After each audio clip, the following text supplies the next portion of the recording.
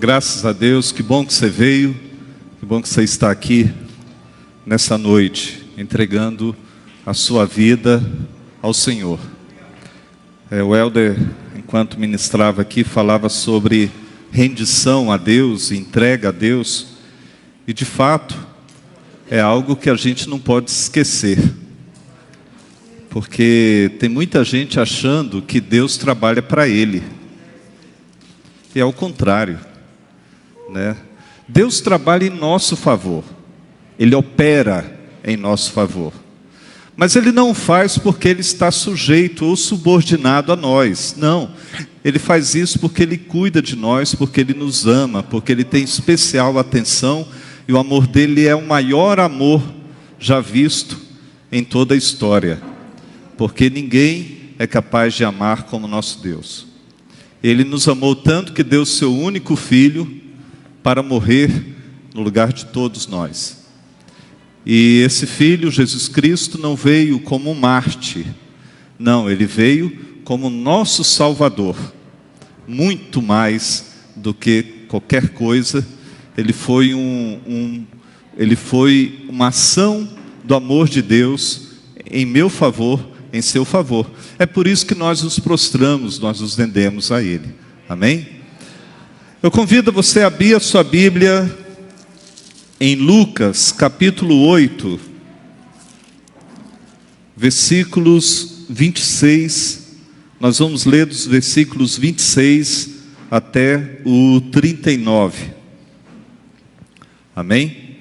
Eu também saúdo aos irmãos que estão nos acompanhando remotamente pela internet, Alguns neste momento, outros ainda verão essa gravação ao longo dos dias, mas eu queria saudar a todos na paz do Senhor e dizer que esta igreja está muito feliz com a sua participação, mesmo remota. E obviamente você que está aqui, Deus te abençoe também, Deus proteja a todos, Cuidem-se aí, mantenham o distanciamento, usem máscara, mas sabem que o Senhor está aqui no nosso meio. Amém?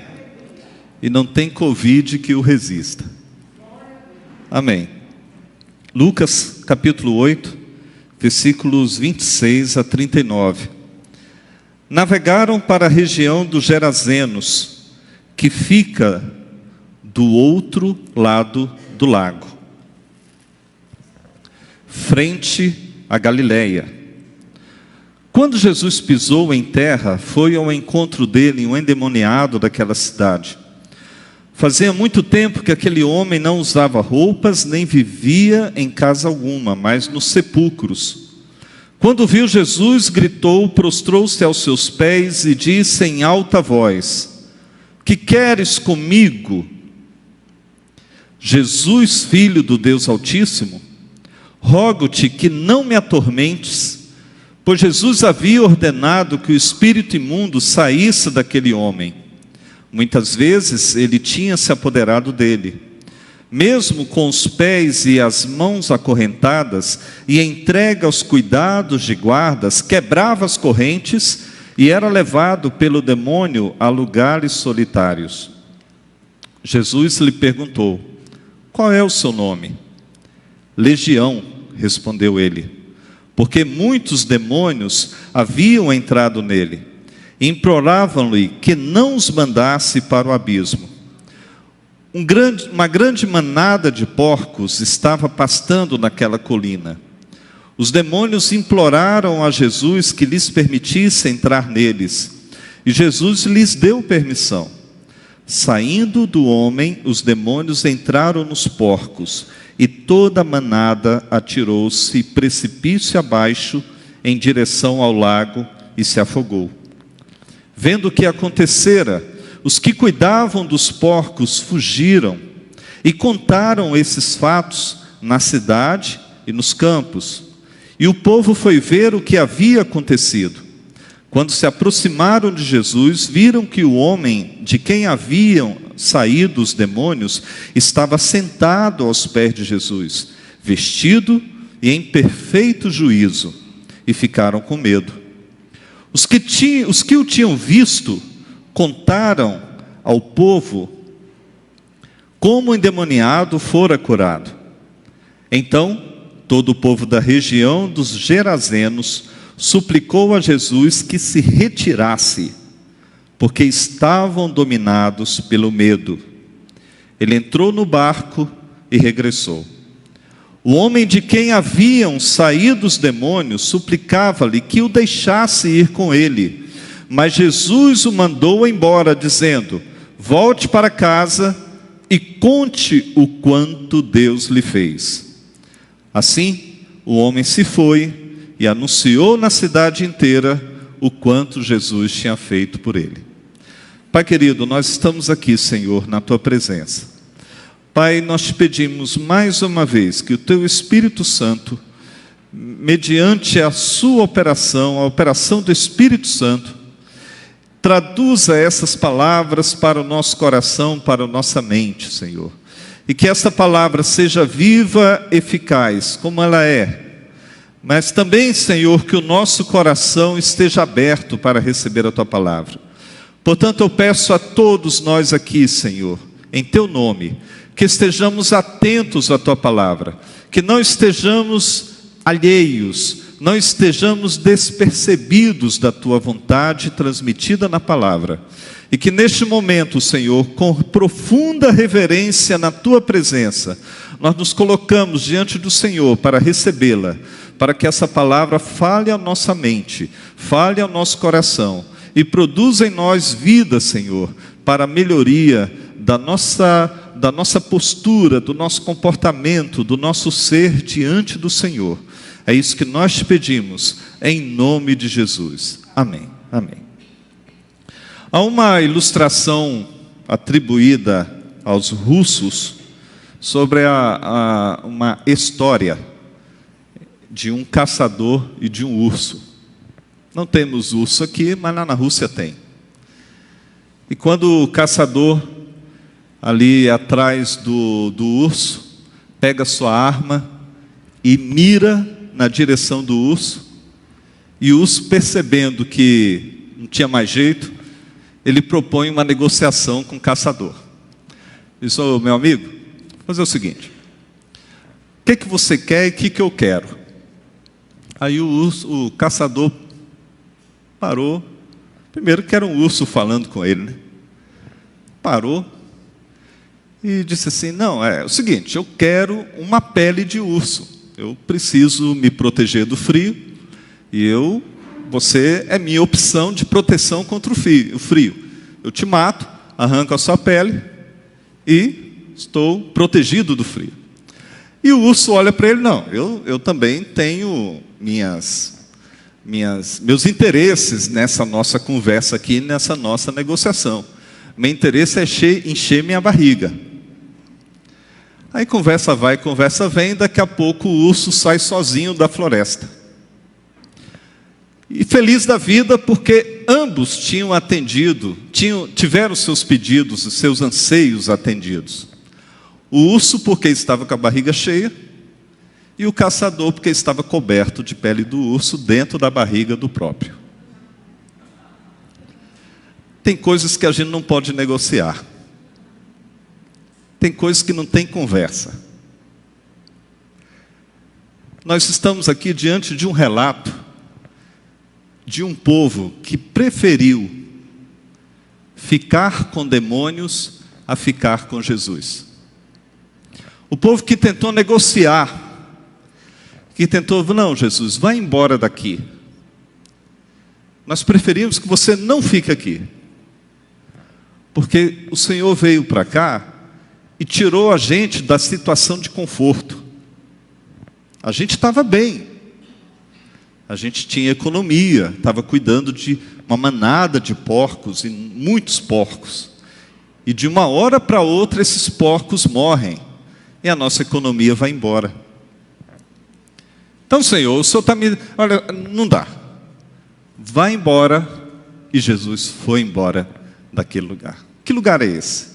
Nós estamos falando de uma cidade de uma região, na verdade, chamada Gadara, que ficava numa província do outro lado do Mar da Galileia, chamada Decápolis, e e que tinha esse nome porque nessa província era uma província da Palestina, que era o país da época de Jesus, e nessa província havia 10 grandes cidades, daí que vem o nome Decápolis, 10 grandes cidades, que eram como uma cidade-estado. Cada cidade tinha o seu próprio governo, sua forma de economia, sua forma de viver, seu estilo de vida, e que não era o estilo de vida dos judeus. Apesar de ser uma província da Palestina, a maioria da sua população não era de judeus, era de gentios. E que cada um destes gentios tinha os seus deuses, seus rituais, sua visão de mundo, sua economia, seu estilo de vida. E pela primeira vez, Jesus atravessa o Mar da Galileia depois de... Para aquela região, Jesus conhecia bastante o Mar da Galileia, mas ele, pela primeira vez, atravessa para o outro lado e chega a Decápolis.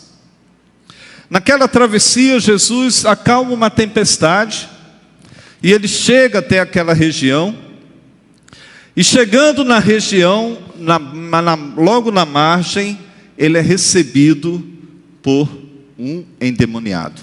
Na verdade, outro evangelho fala de 2 endemoniados, que pressupõe que um deles era o mais eloquente, o mais endemoniado, e o que se apresenta e que confronta Jesus. E ali Jesus olha para aquele homem que estava endemoniado há muito tempo, não morava mais em casas, estava nu, e que ninguém conseguia acorrentá-lo, ninguém conseguia pará-lo. Era um endemoniado que quebrava correntes de ferro, colocavam correntes nele e ele quebrava aquilo. Imaginem o tamanho da possessão maligna deste homem. Você pode pensar, não, isso é mito da Bíblia. Não, eu já vi crianças endemoniadas levantando o banco de igreja de madeira. E essa mesma menina derrubando 4 diáconos do estilo assim, não tem nem ninguém aqui do tamanho daqueles homens. Eu já vi. E era assim que esse homem vivia. E quando ele vai até Jesus, ele diz: o que você veio fazer aqui? Por que você veio nos atormentar?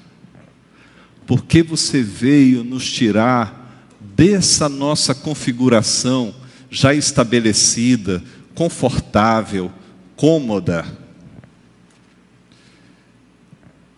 E Jesus diz: não, eu vim aqui para expulsar. Qual é o seu nome? Legião. Legião era referência ao exército romano, com um batalhão romano. Era muita gente, era muito demônio, melhor dizendo, dentro daquele homem. E Jesus expulsa aqueles demônios, porque para Jesus não importa se são 1 ou 1 milhão, ele expulsa. Aquele homem então cai em si, é liberto, se limpa, se veste, e agora está assentado aos pés de Jesus. Só que antes, e aí é um ponto importante dessa história, quando Jesus pergunta qual o nome, os demônios fazem uma proposta. Permita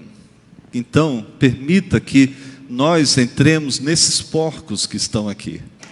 Jesus permite, e aqueles demônios possessam os porcos, e os porcos se atiram do penhasco dentro do lago e morrem afogados. Eram muitos, eram centenas que morreram afogados. Aquilo causa um frisson naquela região. os cuidadores daqueles porcos vão até a cidade, falam o que está acontecendo, o povo vem, e o povo tem a visão daquele endemoniado que eles conheciam, que habitava no sepulcro, que ninguém conseguia atar, e ali estava aquele homem aos pés de Jesus. E aí a Bíblia diz que eles reagem com grande medo, com grande temor, e pedem, como eu já disse, para Jesus ir embora. E Jesus vai embora. Essa é a história do endemoniado gadareno. E ela fala a nós, se eu poderia aqui relatar vários outros aspectos sobre quem era o gadareno, como é que foi a libertação dele, mas não é isso que nós vamos nos ater hoje. Nós vamos nos ater à reação dos habitantes daquela cidade. Porque esse é o ponto que fala muito a nós hoje. Havia uma acomodação daquela cidade a um inimigo. Havia um comodismo com a situação. Havia um desejo de manter aquele status quo. Para que nós vamos mudar isso? Está tudo funcionando. Eu sei que tem uns sujeitos aí que ficam endemoniados, mas é culpa deles. O importante aqui é que eu continuo ganhando dinheiro com os meus porcos. O importante é que eu continuo alheio à salvação que está a poucos quilômetros de mim e que veio até a nós. Esse homem que veio trazer a salvação, ele para uma tempestade no meio do caminho. Do outro lado do mar tem uma multidão querendo ouvi-lo, e ele deixa essa multidão para vir falar com a gente. Só que tem um problema. Quando ele veio falar com a gente, ele veio nos tirar dessa situação confortável. Esse é o comodismo dos gadarenos. E aí, qual era o medo, né? Porque eu traduzi aqui como comodismo, mas a Bíblia fala do medo. Se a gente lê os versículos que nós acabamos de ler, eles ficaram com medo. Primeiro porque eles olharam naquele homem e o medo foi: olha quem é esse homem que consegue, só com as suas palavras, fazer aquilo que nós com as armas não conseguimos. Esse homem tem mais autoridade do que as nossas autoridades. Esse homem tem mais poder do que os nossos governantes. Esse homem é maior do que nós. Porque nós convivemos com esses sujeitos e ninguém conseguiu amarrá-los, ninguém conseguiu prendê-los, ninguém conseguiu domá-los. E aí veio esse homem, atravessa o lago e chega aqui e com as suas palavras cura esses homens. Esse era o medo da autoridade do poder de Jesus. O outro medo é que aquele povo tinha as suas divindades, tinha os seus deuses, tinha os seus rituais, e também não conseguiram cuidar desses homens, e acabaram relativizando tudo o que acontecia, tentando ali conviver com aquilo, e seguir a sua vida, com seus deuses, com suas divindades, com sua religião. A outra questão, e esse é o maior medo deles, é o impacto sobre estilo de vida. Sem porcos, sem economia. Era muito melhor viver com esse endemoniado e ter os porcos, do que viver com um homem bom e sem os porcos. Isso trouxe medo, isso trouxe receio.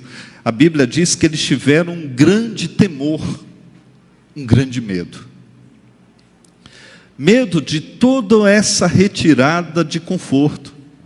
O problema é que quando as pessoas agem assim, e não querem seguir a Jesus, não querem submeter-se, render-se à autoridade de Jesus, elas não percebem que elas estão debaixo de grande perigo.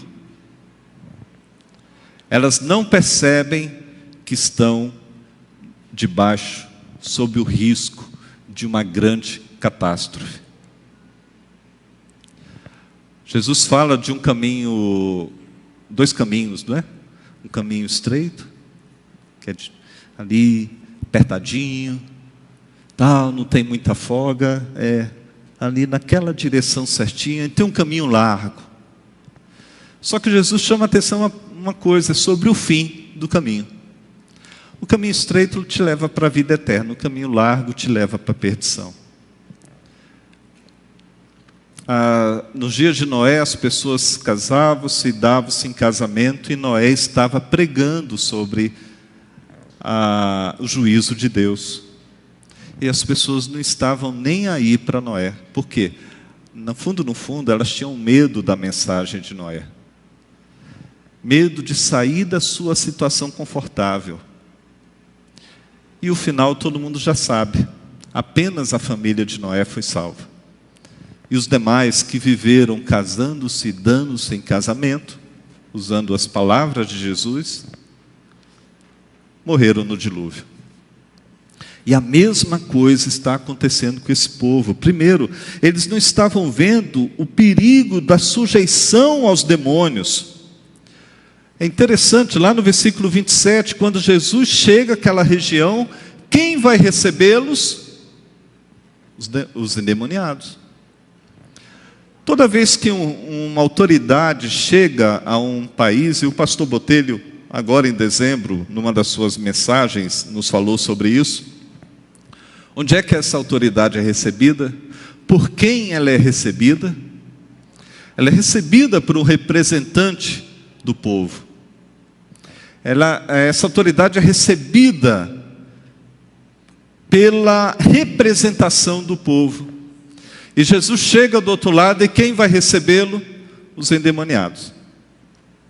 Aqueles endemoniados, meus irmãos, eles representam a situação espiritual dos gadarenos. Aquilo não era individual. Aquilo não era só nós não sabemos os nomes deles, né?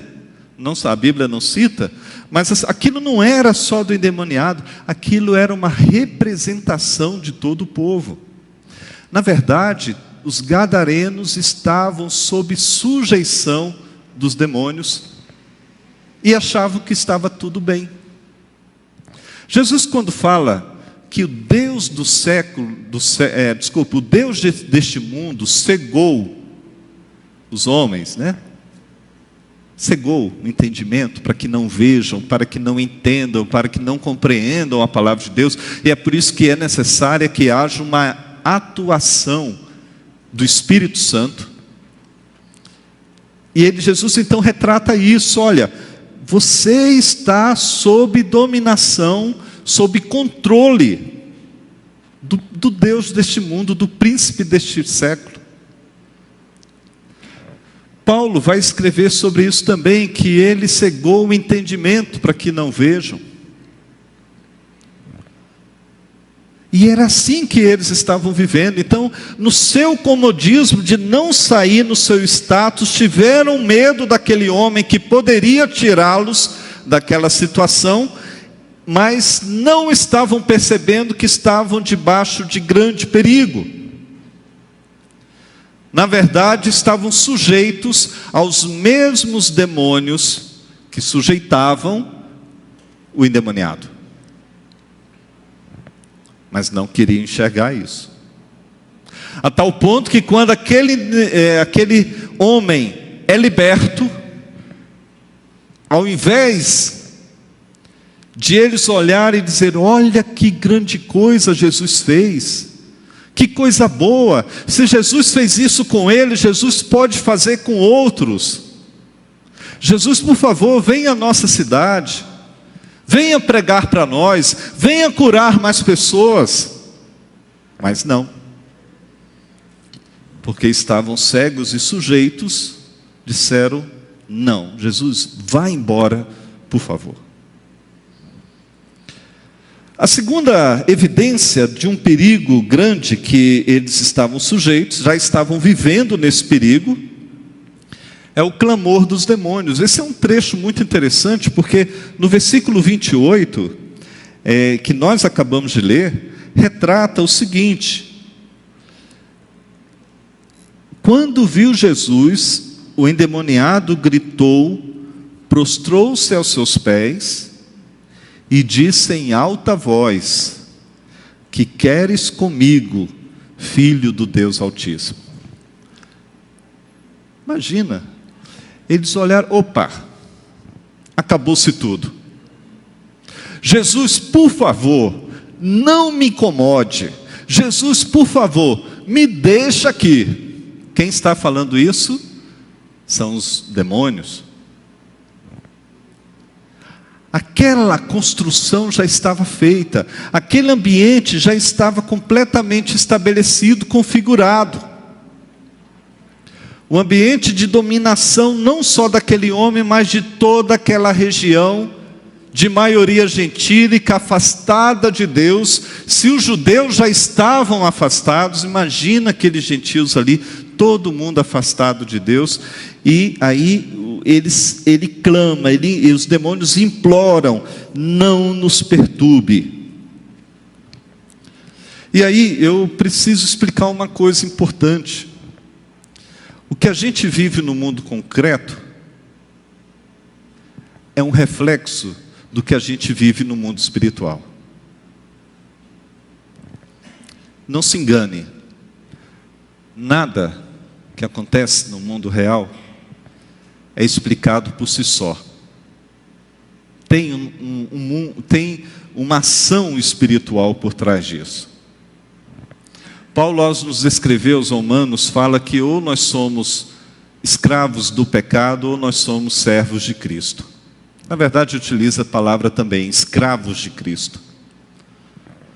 Ou você está liberto em Jesus Cristo, ou você é dominado pelo pecado, pela maldade, pelo príncipe deste mundo. E as coisas que vão acontecendo, os conceitos que vão sendo ensinados, as coisas que vão sendo apregoadas, as filosofias, tudo isso tem sua motivação espiritual. Tudo. Tudo é feito de maneira planejada, articulada. Nada é aleatório.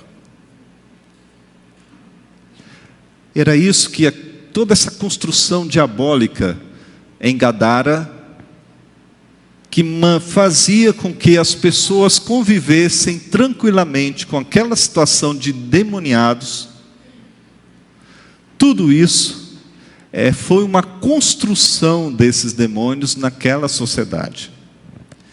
Mas Jesus veio para acabar com isso. E Jesus continua vindo para acabar com isso. E mais ao final da mensagem eu vou mostrar como. Mas o fato é que Jesus veio para vencer o pecado. E ele venceu.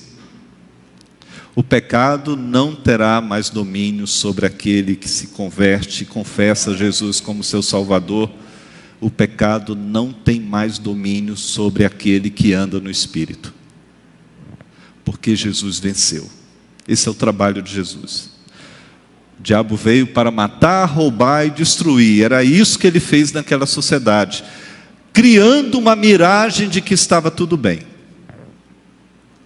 Mas Jesus veio para dar vida e vida com abundância. E foi isso que aconteceu com aquele rapaz.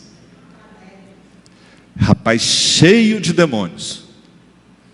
E que com a palavra poderosa de Jesus, aqueles demônios foram todos expulsos. E agora ele estava curado aos pés de Jesus. Esse é o trabalho de Jesus. E é isso que ele fez na minha vida, é isso que ele fez na sua vida, e é isso que ele tem muita gente para fazer. Gente que anda conosco, que convive conosco, que nos conhece, que nos escuta, que nos vê, que fala com a gente. É isso que ele vai fazer. Agora, o perigo é quando a pessoa se acomoda no seu status quo, na sua forma de vida, fica ali naquele comodismo, conversando com o urso, achando que vai chegar a bom termo no final. Não dá, não chega. E é interessante, irmãos, que essa foi a única vez que Jesus foi naquela região. De 3 anos e meio de ministério, foi a única vez que Jesus foi ali. E aquelas pessoas jogaram fora essa oportunidade porque estavam acomodadas. Isso demonstra que o comodismo é um enorme perigo. É um enorme perigo. A coisa mais difícil de tratar é um doente que não reconhece a doença. Que não reconhece que está doente. Que acha que está bem e que não precisa de ajuda. E era assim que os fariseus viviam. E Jesus falava com os publicanos, com os pecadores, e os fariseus ficavam ali, olha que absurdo esse homem. E Jesus os provoca dizendo o seguinte: não, vocês estão bem, vocês não precisam de médico. Eu vim para aquele que sabe que está doente. Na verdade, eles estavam doentes, e muito mais doentes até. Na sua configuração de que está tudo bem. E isso é o início da ruína. E era isso que estava acontecendo. Aí, Jesus veio quebrar isso. E naquela vida, naquele homem, Jesus quebrou. Quebrou, acabou. Esses demônios não têm mais domínio sobre você, meu amigo. Você está curado. Ele acorda daquilo, sai daquela possessão. Agora ele tem um nome. Agora ele tem uma identidade. Agora ele está limpo. Agora ele está vestido. E agora ele está aos pés de Jesus. E o que ele diz agora? Eu vou com o Senhor. Porque aquele que é convertido, aquele que é transformado pelo Senhor, não quer outra coisa. Ele quer ficar com Jesus o tempo todo. Você já foi novo convertido, sabe do que eu estou dizendo? Não? Quer ler a Bíblia, quer orar, quer buscar a Deus, aquilo é uma novidade na vida dele. Infelizmente muitos vão deixando essa coisa passar, mas assim, naquele primeiro amor, tal que se apega e vê, e assim que aquele homem estava, agora eu estou liberto, eu sei o que eu passei, agora eu estou com Jesus, e eu vou te seguir, Jesus. Aí Jesus olha para ele e diz: não, você não vai não, você vai ficar aqui. Parece um banho de água fria, né? Jesus está tirando mais um do comodismo, porque era mais cômodo para aquele rapaz seguir a Jesus. Porque ele, assim, a cidade estava impregnada desse modelo diabólico, satânico, tudo impregnado. E de repente aparece, ele é livre e agora ele pode seguir aquele homem que o libertou.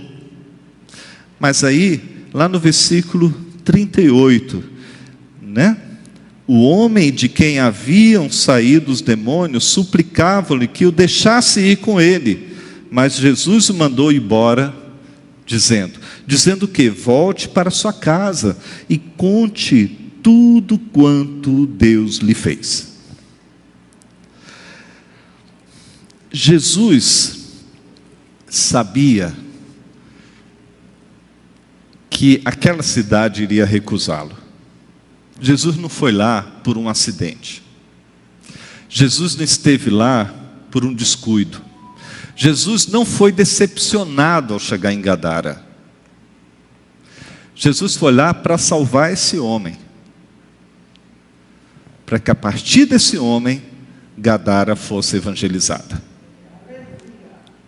Jesus, quando te encontrou, Ele não te encontrou por acidente. Você foi uma escolha de Deus. Paulo nos diz isso, que você foi predestinado por Deus, você foi selecionado por Deus, mesmo antes da sua existência. Você não é um acidente do percurso. Você é um produto pensado por Deus, com propósito, com objetivo. Então não se sinta frustrado e diga assim: ah, Senhor, e agora? O que eu sou? Não entre nessa crise. Conheça o que Jesus fez na sua vida e fez por você, e se renda, como nós cantamos aqui, se renda a Ele, que aí Ele vai mostrar o que você vai fazer. Aquele rapaz foi curado, não foi por um acidente. Jesus olha para ele: não, agora você vai ficar aqui, meu amigo. E aqui você vai contar para essa cidade toda que está precisando ser curada, que está debaixo da possessão maligna como você estava. Você vai dizer o que Jesus fez por você.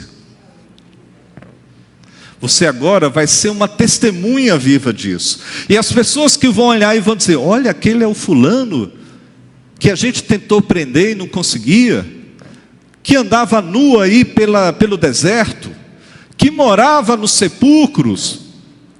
Olha agora como é que ele está. O que aconteceu contigo, meu amigo? Jesus me libertou. Ah, você é aquele rapaz que vivia na droga, na prostituição, no crime. O que aconteceu com você? Jesus me libertou. Ah, você era aquele pai de família violento, bruto, ignorante. O que aconteceu com você?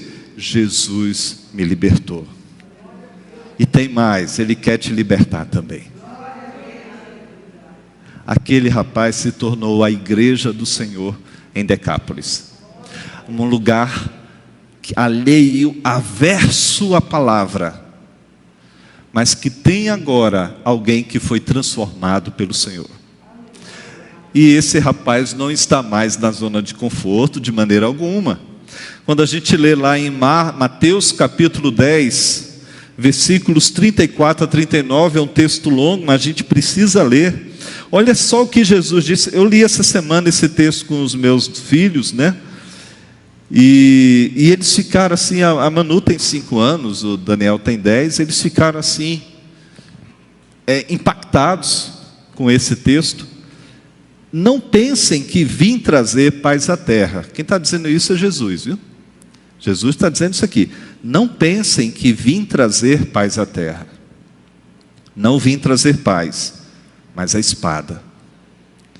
Pois vim para fazer que o homem fique contra seu pai, a filha contra sua mãe, a nora contra sua sogra, até isso aí é meio normal, né? E os inimigos do homem serão os da sua própria família. Quem ama seu pai ou a sua mãe mais do que a mim, não é digno de mim. Quem ama seu filho ou a sua filha mais do que a mim, não é digno de mim. E quem não toma sua cruz e não me segue, não é digno de mim.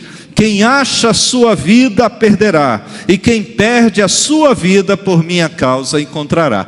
Não tem texto que nos tire mais do conforto do que esse. O que Jesus está dizendo? Que ele agora é um promotor da guerra, da violência, do conflito? Não, de maneira alguma. O que Jesus está mostrando é uma realidade daquele que decide servir a Jesus. É uma consequência da decisão que se toma de seguir a Jesus, do jeito que Jesus quer. Jesus está fazendo isso, rapaz. Olha, eu te curei, te libertei, e realmente o mais cômodo para você seria eu atender o seu clamor de vir comigo. Seria como? Você estaria junto comigo, protegido. Você estará junto com os apóstolos e discípulos, animados, porque Jesus estava aqui no momento que a gente chama de popularidade, né? As pessoas atrás de Jesus, querendo ver os milagres, aquela coisa toda, e você vai estar no meio desse movimento todo. Aí eu estou animado, Jesus, vamos nessa. Aí Jesus diz: mas não é assim que a coisa funciona. Não é bem assim. Eu te chamei para que você tome a sua cruz e me siga com essa cruz. Sabendo que, a partir de agora, você pode até perder a sua vida, mas na verdade, você estará ganhando a sua vida. Porque o caminho é estreito, é difícil, mas o final dele é a vida eterna. É o galardão, é a coroa. Então vale a pena. E é por isso, meu jovem, que você vai ficar aqui em Gadara e vai falar para essas pessoas o que eu fiz por você. E é por isso, minha jovem, que você vai ser minha testemunha naquela escola. E você não vai andar do jeito de todo mundo naquela escola. Você vai proclamar naquela escola o que Jesus fez por você. Por isso, meu querido irmão, que no seu trabalho, você não vai ser só mais um. Você não vai ser aquele que se deleita nas rodas, nas piadas. Você vai ser aquele que vai dizer para aquelas pessoas, com a sua vida e com as suas palavras, o que Jesus fez por você. Porque ser crente aqui, junto do ministério de Jesus, é tranquilo. Agora, seguir a Jesus e fazer o que Jesus está dizendo, lá no meio dos gadarenos, a história é mais difícil. E é por isso que Jesus nos diz uma outra palavra lá em João, que diz assim: eu envio vocês como ovelhas no meio de lobos. Meus irmãos, algum pastor faz isso? Já viram o pastor fazendo isso? Ovelhinha, agora você vai dormir ali junto dos lobos, viu? Jesus envia a sua igreja, as pessoas que Ele salva e transforma, no meio de lobos, para que no meio desses lobos, a palavra do Senhor seja proclamada, e essas pessoas sejam transformadas pelo poder do Evangelho, da mesma forma que eu e você fomos. Isso não é cômodo. Isso não é cômodo. Mas esse é o desafio. E aquele jovem, no final, ele obedece à palavra de Jesus. Assim, o homem se foi e anunciou na cidade inteira o quanto Jesus tinha feito por ele. Ele obedeceu. Ele obedeceu. E é isso que o Senhor quer de nós também. Nós obedeçamos. Façamos isso. E aí, quando Jesus faz aquela obra nesse rapaz, Jesus acaba atacando aquele sistema no coração dele. No coração dele. Lá em Efésios, capítulo 6, versículos 11 a 12, diz assim: vistam toda a armadura de Deus, para poderem ficar firmes contra as ciladas do diabo. Pois a nossa luta não é contra pessoas, mas contra os poderes e autoridades, contra os dominadores deste mundo de trevas, contra as forças espirituais do mal nas regiões celestiais. E a partir daí Paulo descreve a armadura do crente, que é a fé, a palavra, a couraça da justiça, o capacete da salvação, enfim, todo aquele ferramental que te protege, porque você está numa luta espiritual. E quando Jesus envia aquele rapaz que obedece a isso no meio desse ambiente, Jesus o faz atacando o coração dele. Por isso que a primeira obra que Jesus faz é expulsar os demônios dele. E Jesus falou sobre isso quando a salvação acontece, que veio e limpa a casa. Limpa a casa. E ali nessa casa agora habita o Espírito Santo. Então, a obra de Jesus poderia ter dito, assim como nós muitas vezes fazemos: não, você continua vindo aqui à igreja, você continua fazendo isso, fazendo aquilo, você agora vai receber um cartãozinho de membro, você aqui participa de nossas reuniões. Não é isso que resolve. Jesus vai no cerne da questão e começa aquele trabalho que não é um trabalho, repito, não só na vida daquele homem, mas naquela sociedade dos gadarenos. E Jesus vai no ponto principal, essa luta espiritual. Então nós vamos começar lá. Tira o demônio dele, limpa essa casa, joga isso aí para os porcos, vai para a imundícia, porque você agora é da pureza. Então Jesus fez uma obra na sua vida. Essa obra não foi exterior, ela foi interna. E uma vez interna, ela vai para o exterior, mas ela começa dentro. Aquele rapaz, no seu exterior, não era mais o mesmo. Mas não é porque ele mudou só o exterior, não é porque ele só passou a tomar banho, não é só porque ele vestiu uma roupa nova. Não, é porque ele já não estava mais cheio de demônios, ele estava agora cheio do Espírito Santo. Cheio de Deus, cheio de Cristo. E a partir daí, ele começa a sua obra. Então, quando você for pregar em Decápolis, quando você for pregar em Gadara,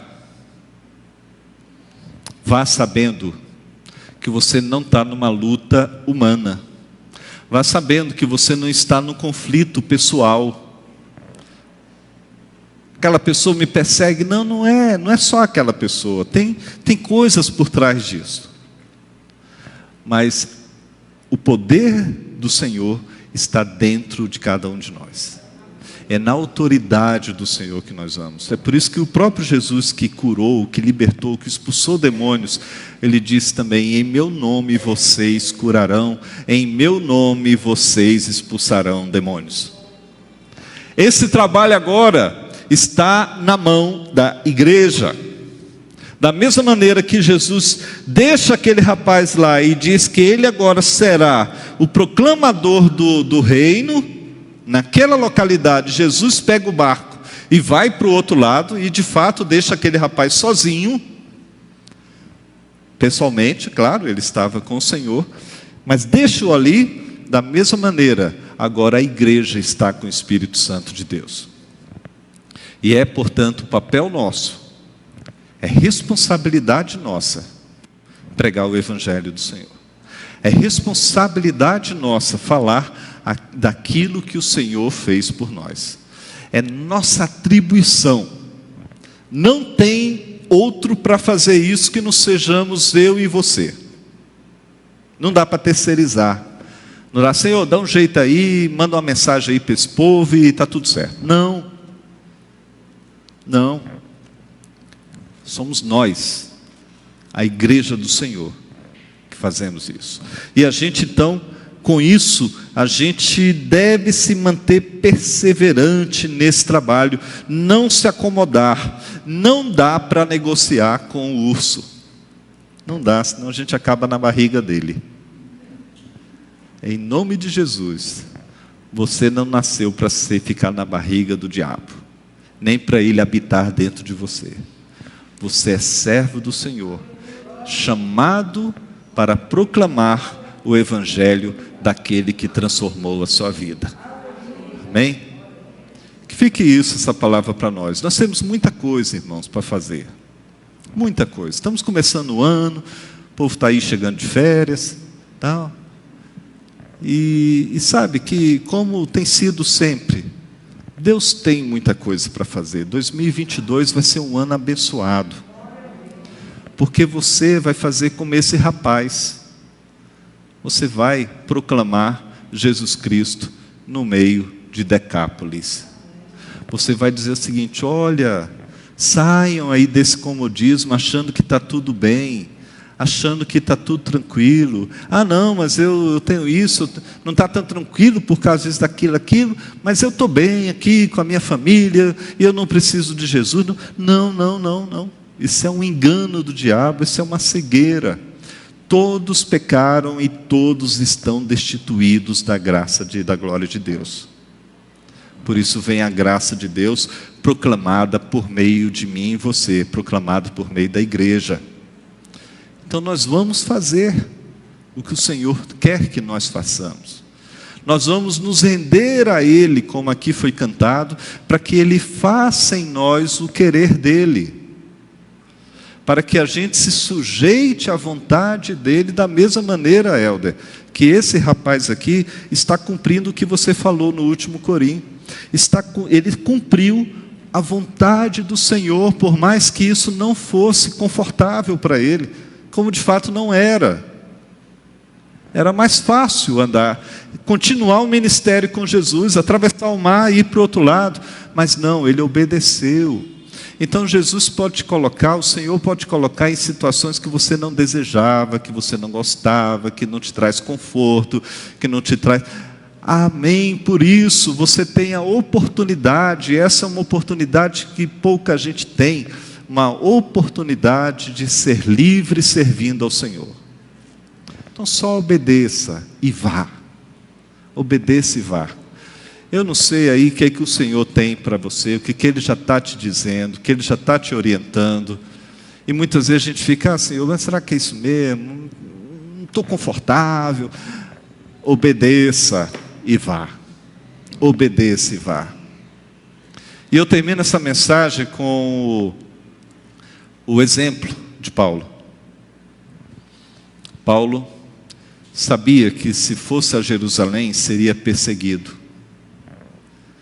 A igreja, os irmãos diziam, não vá, Paulo, não vá, você sabe que lá vai ser problema, fica aqui com a gente, aqui já é difícil, imagina lá. Mas Paulo diz, não, eu tenho que ser obediente, e eu vou. E não deu outra, ele foi preso em Jerusalém, foi levado para Roma, depois de muita confusão, aconteceu um naufrágio, Deus preservou todo mundo por causa de Paulo. Paulo chegou em Roma, ficou preso, na cadeia ele evangelizou o palácio do imperador romano, ele escreveu cartas abençoadoras, ele nos deixou Timóteo, por exemplo, Tito, cartas que foram escritas ali nesse final, pastorais, que até hoje nós nos deleitamos nela, tudo desse período em que Paulo obedeceu. Toda vez que a gente obedece o chamado do Senhor, Deus faz coisas abençoadoras a partir dessa nossa obediência. É assim que funciona. Então não sejamos como Jonas, por exemplo, que não obedeceu, mas depois Deus deu um jeito nele, vai sofrer mais. Então obedeça. Sai da zona de conforto, saia do comodismo. O comodismo ele acontece tanto em Decápolis, quanto pode acontecer também quem está aqui andando com Jesus. Saiam do comodismo. Então Deus tem muito a fazer e se coloque na disposição, nós todos, vamos nos colocar na disposição do Senhor para aquilo que Ele tem para fazer por nós, amém? Curva sua cabeça e vamos orar. Senhor querido, nós te agradecemos, Senhor, pela Tua palavra. Que nós sejamos obedientes, ó Pai, à Tua voz, obedientes ao Teu mandar. Senhor, que nós estejamos prontos a fazer como esse homem que foi liberto dessa legião de demônios, que quando deseja andar pertinho do seu ministério de popularidade, o Senhor o chama para uma missão mais difícil, mas muito importante. Senhor, que na nossa vida, cada um de nós esteja pronto para isso. Senhor, Tu conheces o íntimo de cada um, Tu tens um plano e projeto para cada um de nós aqui, Senhor, neste momento, no lugar que o Senhor designa. E, ó Senhor, eu te peço que cada um obedeça a sua voz, esteja pronto, Senhor, para mesmo em situação de não comodismo, mas esteja pronto a servir ao Senhor. É isso que nós te pedimos, ó Pai, para a tua igreja, em nome de Jesus. Amém. Amém. Deus abençoe.